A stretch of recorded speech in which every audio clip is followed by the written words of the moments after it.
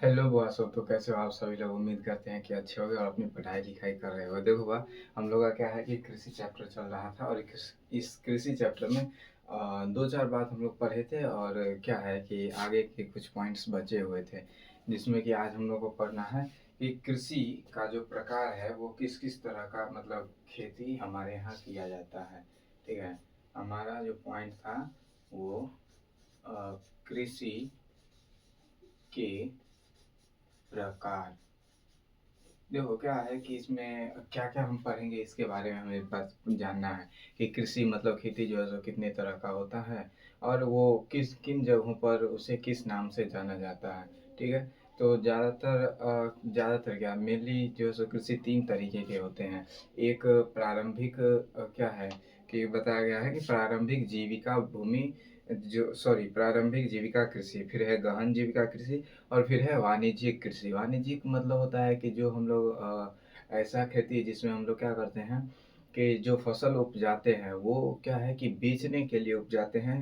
बेचने कहने का मतलब जो हमारे खेतों में जो फसल उपज हुआ और उपज होने के बाद क्या है कि उसका उपयोग हम लोग क्या है कि एक साथ फसल को काटे और एक साथ बाजार में बेच दिए। व्यापार के लिए जो कृषि होता है, जैसे गन्ने की खेती, आलू की खेती, गेहूँ, चावल, धान, मक्का, ये सब क्या करते हैं एक साथ खेत में लगाते हैं। पूरा महीने या कुछ समय तक, जितना समय तक फसल का जो टाइमिंग होता है उतने समय तक उसका देखभाल करना और फिर लास्ट में उसको एक साथ क्या है कि काट के और फिर बेच देते हैं। तो ये जो फसल होती है इसी को हम लोग वाणिज्यिक कृषि कहते हैं, जिसका हम लोग क्या है कि व्यापार के लिए कृषि करते हैं। चलिए, तो हम लोग तीनों को एक एक करके देखते हैं। तो हमारा जो कृषि का प्रकार है वो क्या है कि तीन तरीके का है। ठीक, तीन प्रकार के कृषि होते हैं। तीन तरह के कृषि होते हैं। सबसे पहला कौन सा है, तो हमारा पहला है प्रारंभिक प्रारंभिक जीविका कृषि। ये प्रारंभिक जीविका कृषि क्या होता है, देखो मतलब ऐसा कृषि जिसको हम क्या है कि परंपरागत तरीके से और पुराने ज़माने के हिसाब से खेती कर रहे हैं, जिसमें कि हम लोग देखते हैं कि हमारे यहाँ क्या होता है कि खुरपी, हंसुआ, कुदाल, इन सब चीज़ों से खेती किया जाता है। ना तो कोई फर्टिलाइज़र यानी कि किसी तरह का उर्वरक दिया जाता है खेतों में। सिर्फ और सिर्फ हम खेत में बीज लगा दिए और महीना सा जो क्या है कि कुछ महीनों बाद जो फसल का टाइम ख़त्म हो गया तो हम उसे काट लेते हैं। तो ऐसा जो खेती होता है इसको हम क्या है परंपरागत कृषि कहते हैं और ये क्या है कि बहुत पुराने समय से ही ये चलता आ रहा है। तो ऐसी कृषि को हम लोग क्या बोलते हैं, प्रारंभिक जीविका कृषि। मतलब अपना जीवन चलाने के लिए खेतों में हमने कोई फसल लगा दिया और थोड़ा बहुत क्या है कि उत्पादन हो गया। तो इस तरह का कृषि क्या है कि प्रारंभिक जीविका कृषि होता है। तो देखिए इसमें हम क्या लिखेंगे कि परंपरागत, ठीक है, परंपरागत तरीके से परंपरागत तरीके से किया जाने वाला किया जाने वाला कृषि, जिसमें जिसमें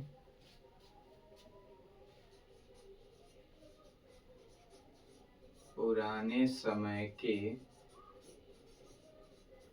औजार सॉरी औजार का प्रयोग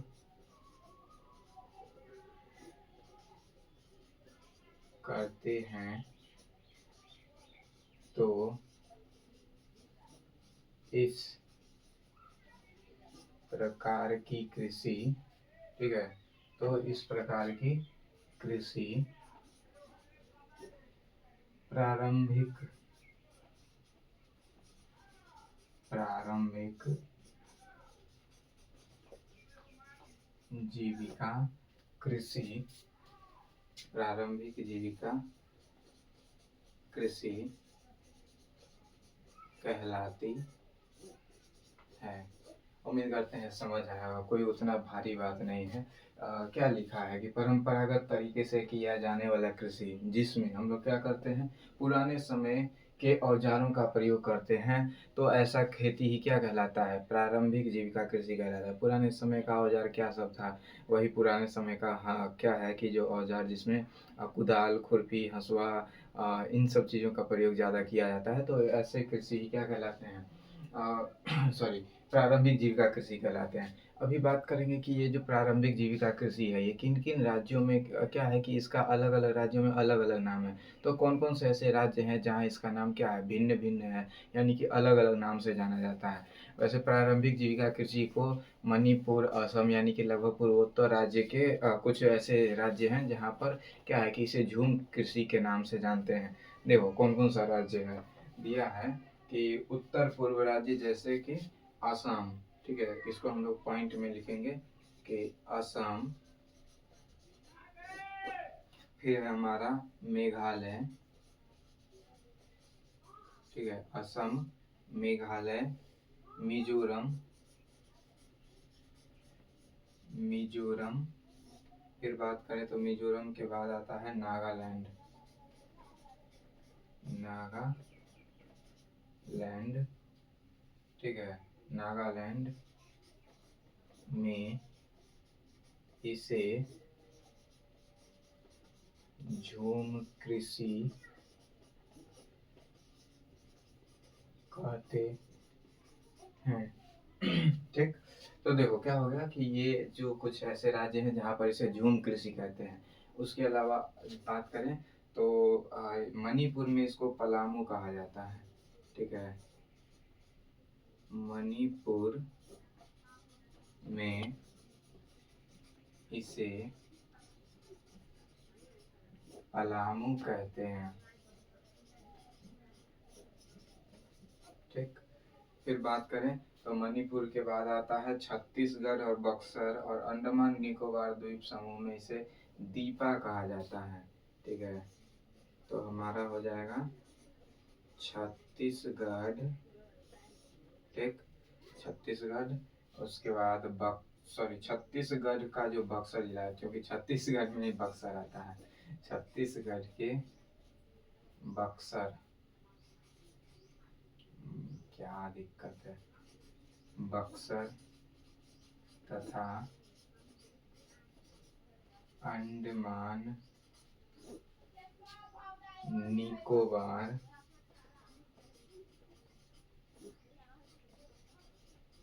द्वीप समूह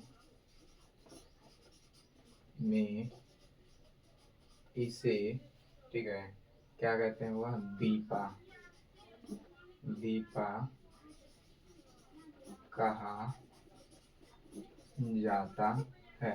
ठीक, ये क्या है कि अंडमान निकोबार द्वीप समूह और छत्तीसगढ़ का बक्सर जिला है, यहाँ पर इसी खेती को, इस तरह के खेती को क्या है कि दीपा के नाम से जानते हैं। ठीक, तो ये था हमारा प्रारंभिक जीविका कृषि। ठीक है, अभी इसको लिखो, फिर आगे देखो, आगे है हमारा गहन जीविका कृषि। दूसरा नंबर क्या है, गहन जीविका कृषि। ठीक है, गहन जीविका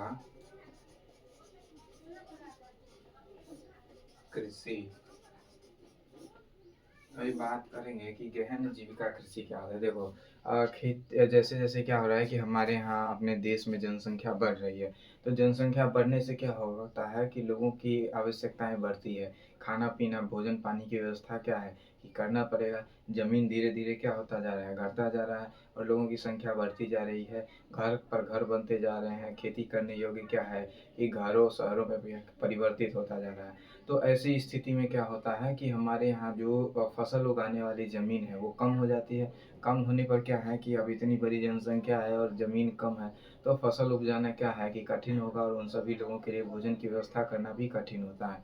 तो ऐसी स्थिति में क्या किया जाता है कि कुछ ऐसे बीजों का निर्माण किया जाता है, खोज की जाती है, नए नए नए नए उपकरणों का प्रयोग किया जाता है, खाद उर्वरक बीज का प्रयोग किया जाता है, और कोशिश किया जाता है कि कम ज़मीन में ज़्यादा से ज़्यादा क्या है कि उपज कैसे हो। ठीक है? और इस तरह के कृषि को ही हम लोग क्या बोलते हैं, गहन जीविका कृषि कहते हैं। बाकी इस तरह के कृषि यानी कि ऐसे खेती से क्या होता है कि जितनी जनसंख्या है उस जनसंख्या का ही भरण-पोषण हो पाता है। इसलिए इसमें हम लोग क्या है कि ज़्यादा बेच-बाच नहीं पाते हैं इस फसल को। कहने का मतलब इसका हम व्यापार नहीं कर सकते, ठीक है? तो अभी हम गहन कृषि में क्या लिख सकते हैं कि मतलब ऐसा कृषि यानी कि इस तरह का खेती जिसमें हम क्या करते हैं कि कम ज़मीन पर, ठीक है? कम खेतों में कम छोटे से क्षेत्र में ही ज़्यादा से ज़्यादा उपज के लिए जिन-जिन क्या है कि रसायनों का प्रयोग करते हैं, बहुत से रसायनों एवं क्या है कि नए-नए यंत्रों के प्रयोग से कम ज़मीन पर ही ज़्यादा से ज़्यादा उपज कर पाते हैं, तो ऐसी कृषि क्या कहलाती है? गहन जीविका कृषि कहलाती है। चलिए लिखते हैं। तो गहन जीविका कृषि क्या होगा कि वैसा कृषि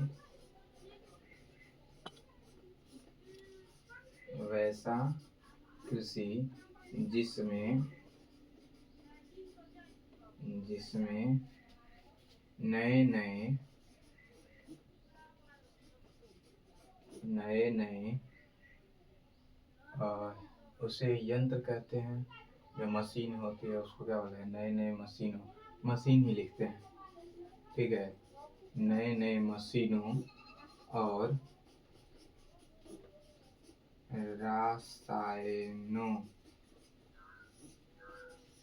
के प्रयोग से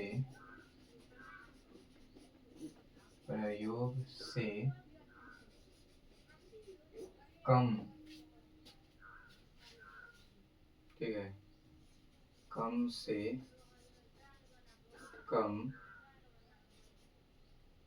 ज़मीन पर, ठीक है? कम से कम ज़मीन पर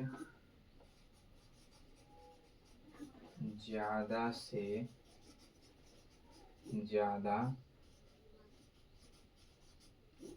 फसल का उत्पादन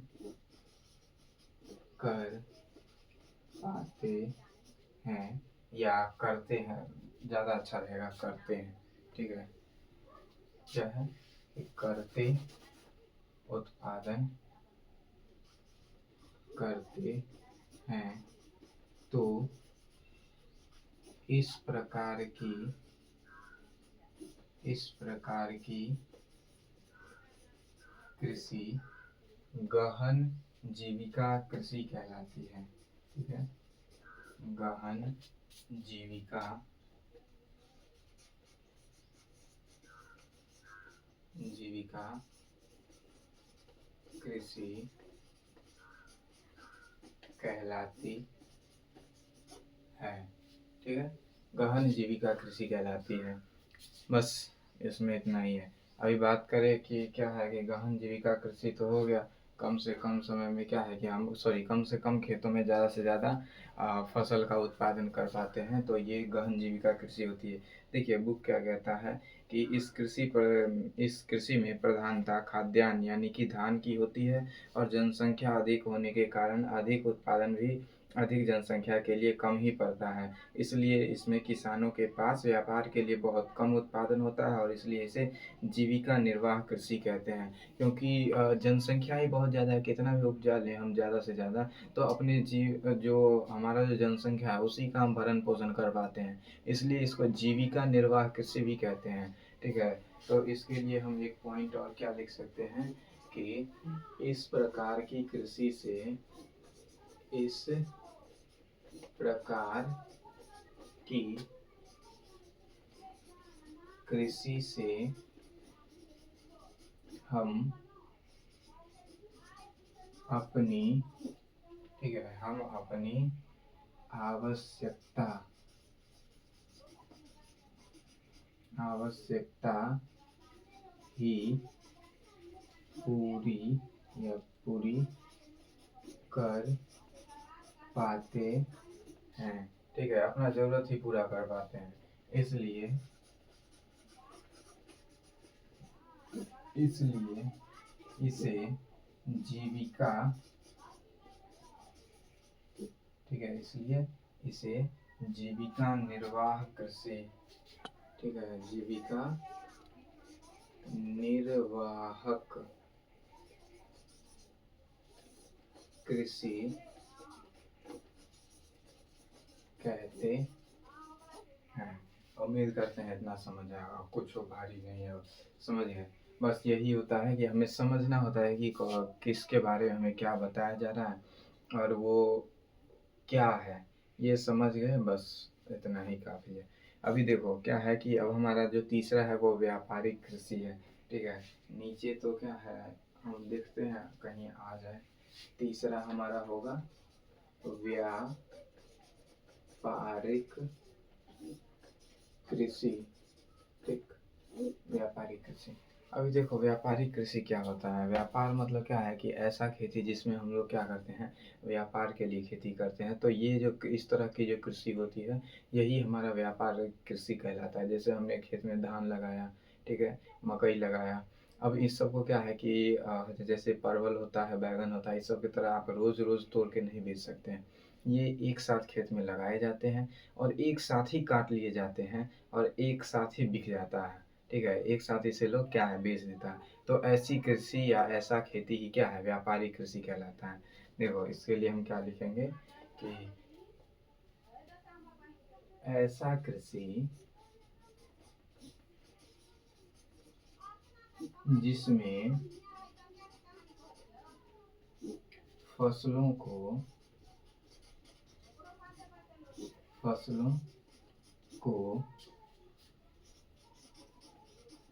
व्यापार करने के लिए लगाया जाता है, ठीक है, लगाया जाता है। तो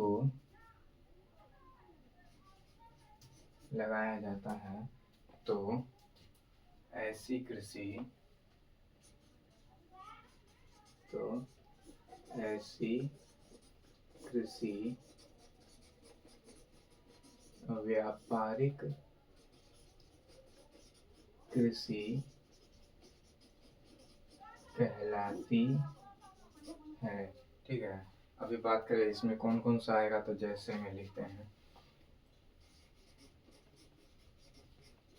जैसे कपास, ठीक है। उसके बाद कपास हो गया, गन्ना, ठीक है। फिर बात करें तो जूट, जूट जिसको कि हम लोग पटुआ कहते हैं अपनी भाषा में। और क्या होगा, गन्ना हो गया, कपास हो गया, जूट हो गया। और किसका व्यापार करते हैं हम लोग, है और भी, ठीक है। अभी इतना ही लिखते हैं, इत्यादि। अभी मुझे याद नहीं है, ठीक है। अभी समझो कि ये सब क्या है, व्यापारिक कृषि है। चावल मकई वगैरह भी आता है, लेकिन वो क्या है कि वो दूसरी कृषि में आता है। इसमें भी क्या है कि व्यापार करने के लिए कर सकते हैं, लेकिन ज़्यादातर लोग क्या है कि व्यापार इसी सब चीज़ का करते हैं। जैसे देखो कपास का उपयोग कहाँ किया जाता है। कपास का उपयोग हम लोग देखे होंगे, रुई बनाने वाला जो फैक्ट्री होता है, जो कपड़ा बनाता है सूती का कपड़ा, तो वहाँ ज़रूरी होता है। गन्ना चीनी बनाने वाले उद्योग में ज़रूरी होता है। फिर बात करें हम लोग जूट का, तो देखे होंगे चट्टी वाला बोरा जो आता है जिसमें आलू वगैरह कसते हैं, ठीक है, प्याज, तो वहाँ इसका काम आता है। तो इसलिए क्या है कि इन सब को हम लोग व्यापारिक कृषि कहते हैं। अभी व्यापारिक कृषि में देखो क्या बोला गया है कि एक रोपण कृषि होती है, ठीक है। तो रोपण कृषि क्या होता है, तो रोपण कृषि मतलब ऐसा कृषि जिसको कि हम लोग क्या है, रोपते हैं। रोपते किन किन फसलों को है। देखिए क्या होता है कि रोपण कृषि भी एक प्रकार की व्यापारिक कृषि है और इस कृषि में उद्योग की भांति क्या है कि मैनेजर एवं मजदूर की व्यवस्था होती है और मिल मालिक की तरह ही इसमें कृषक की स्थिति क्या है कि इस स्थिति होती है। इससे प्राप्त सारा उत्पादन उद्योगों में कच्चे माल की भांति उपयोग में लाया जाता है। और भारत में जो रोपण कृषि है वो कौन कौन सा है, तो भारत में चाय, कॉफ़ी, रबर, गन्ना, केला आदि रोपण फसलें हैं, जिसको कि हम लोग क्या है, रोपते हैं। याद करो हम लोग सभी लोग क्या है कि खेती करते हैं, तो कुछ फसलें ऐसी होती है जिसे हम लोग क्या है कि रोपते हैं, कुछ फसल का बीज लगाते हैं, ठीक है। तो जिन जिन फसलों को रोपा जाता है वो रोपण कृषि में आता है। तो हम लोग क्या है कि उम्मीद करते हैं ये सब लिख लिए होंगे, हम मिटा देते हैं और ऊपर हम लोग क्या है, रोपण कृषि लिखते हैं।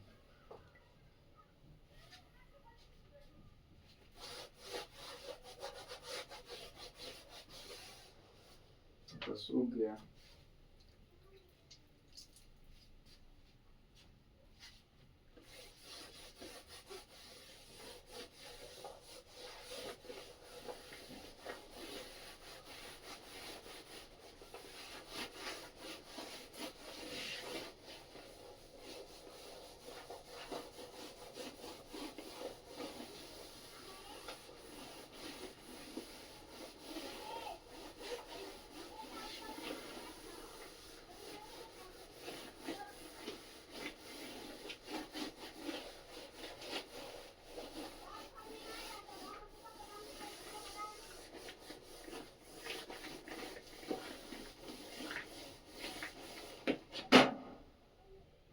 लो, गिर गया।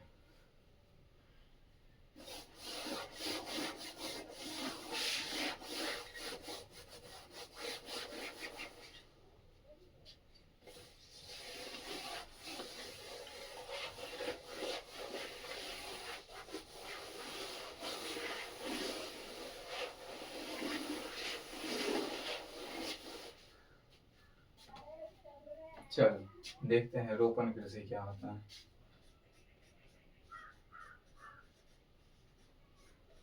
रोपण कृषि वैसा फसल जिसे खेतों में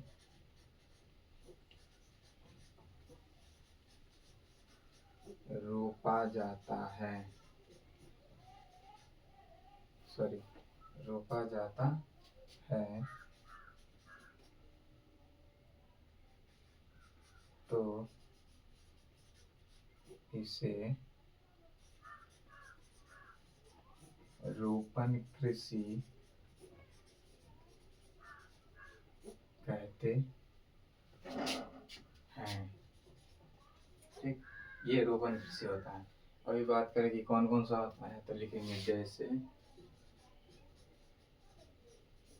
जैसे आप देखे होंगे धान। धान को क्या किया जाता है, रोपा जाता है। देखे हो ना, धान का चौक क्या है कि छोटा छोटा पौधा आता है, उसको क्या है कि जमीन में बोया जाता है। तो हमारा एग्जाम्पल हो जाएगा धान। धान धान के बाद हमारा हो जाएगा कॉफी।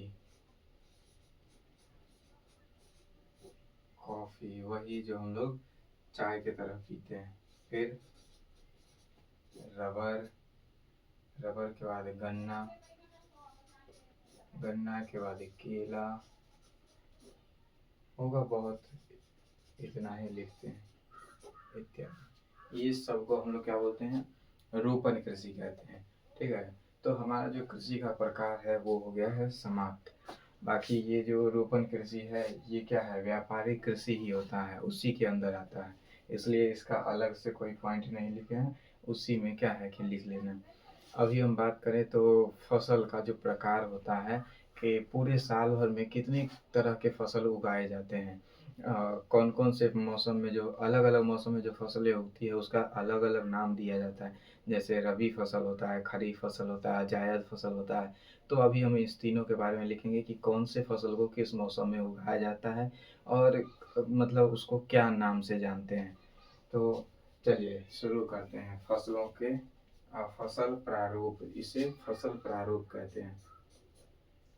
हमारा पॉइंट होगा फसल प्रारूप। ठीक है, और इसके लिए क्या है कि हम लोग एक डायग्राम बनाएंगे बड़ा सा। देखो इधर हम लोग लिखेंगे फसल, इधर लिखेंगे महीना, जिस महीने में हम लोग क्या है कि उस फसल को उगाते हैं। ठीक है, ताकि हमें पता चले कि किस किस महीने में कौन कौन से फसल को उगाया जाता है। महीना या फिर लिखा जाता है समय अवधि। ठीक, समय अवधि, ये लाइन। ठीक है, अभी फिर बात करें तो ऋतु यानी कि मौसम, और उसके बाद हमारा हो जाएगा प्रमुख फसलें। प्रमुख फसलें, कौन कौन सी फसल लगाए जाते हैं। चलिए शुरू करते हैं। हमारा जो पहला है वो है रबी फसल, सॉरी खरीफ है, खरीफ। अभी बात करें कि ये खरीफ फसल का समय अवधि कौन सा है, मतलब किस मौसम में इसको उगाया जाता है, कौन सा महीना होता है। तो ये शुरू होता है जून जुलाई,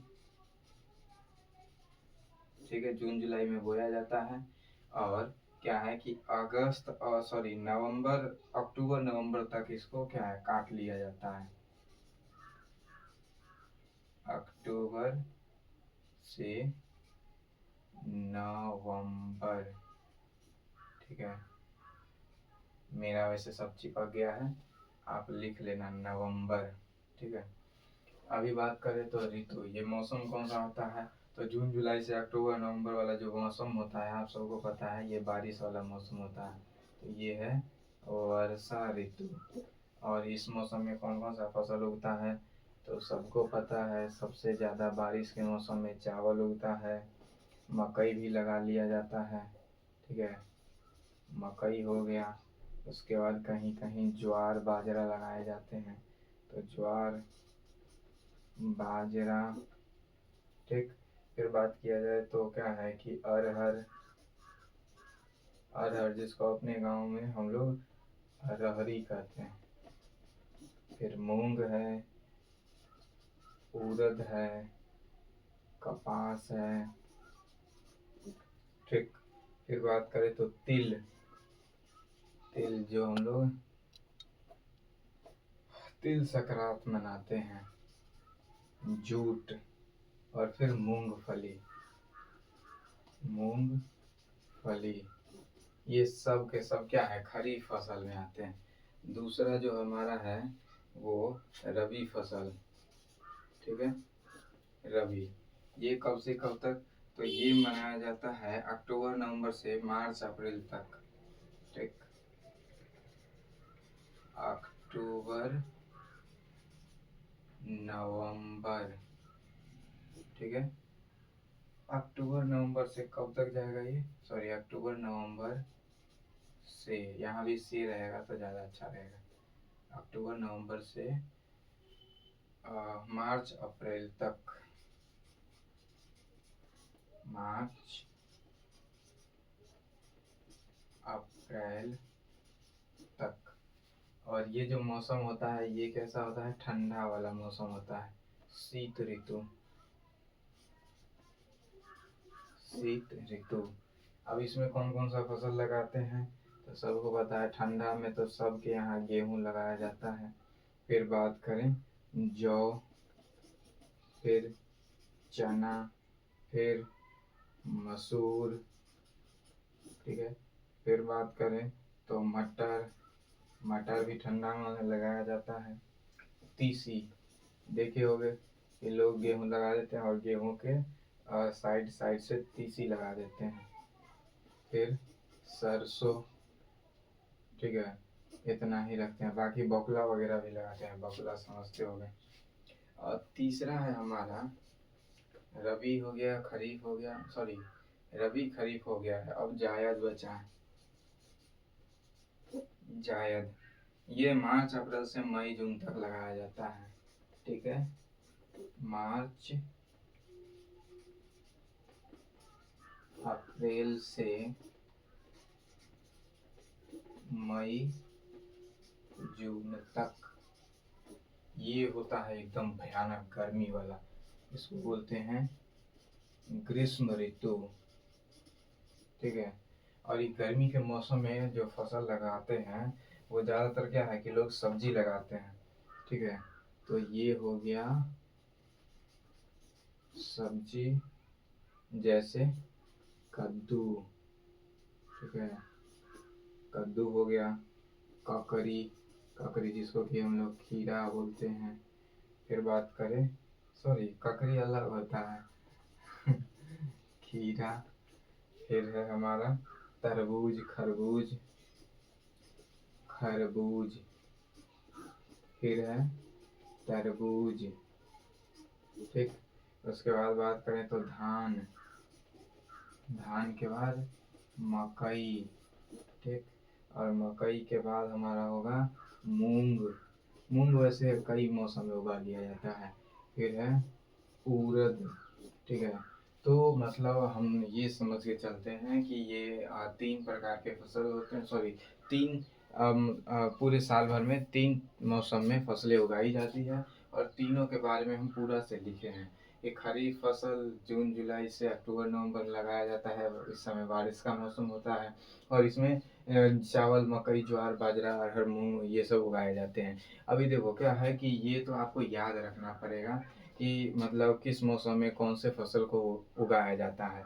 बाकी अगर आपसे ऐसे सिर्फ और सिर्फ पूछे कि बताइए खरीफ फसल किसको कहते हैं, तो इसके लिए आप क्या लिखोगे? तो खरीफ फसल को इस डायग्राम से देख के लिखा जा सकता है कि वह फसल जिसे जून जुलाई, सॉरी, जून को जून लिख दिए, ठीक है। वह फसल जिसे जून जुलाई से अक्टूबर नवंबर में लगाया, अब जून जुलाई में बोया जाता है और अक्टूबर नवंबर में काट लिया जाता है, ठीक है। तो ऐसी फसलों को हम लोग खरीफ फसल कहते हैं। यह फसल वर्षा ऋतु में उगाया जाता है और इसमें ये सारे फसल उगाए जाते हैं। ऐसा आप लोग बना सकते हैं। इसलिए क्या है कि हम इस सब का परिभाषा क्या लिखवाने से अच्छा ये डायग्राम बनवा दिए, इसको आप लिख लीजिए, ठीक है। और आज के लिए इतना ही रखते हैं, ठीक। फिर अगले क्लास में हम लोग देखेंगे कि चावल कैसे उगाया जाता है। चावल के उगाने के लिए फसल फसल में, सॉरी, हमारा जो खेत में जो तापमान होता है वो कितना होना चाहिए, खेतों में नमी कितनी होनी चाहिए, कैसे मौसम में फसल, धान की फसल अच्छी होती है। और सिर्फ ये धान के बारे में नहीं, धान, गेहूँ, मकई, चावल, सब, सॉरी, चावल और धान एक ही होता है। तो इन सब चीज़ों, सारे फसलों के बारे में हम लोग पढ़ेंगे अगले क्लास में। आज के लिए इतना ही रखते हैं।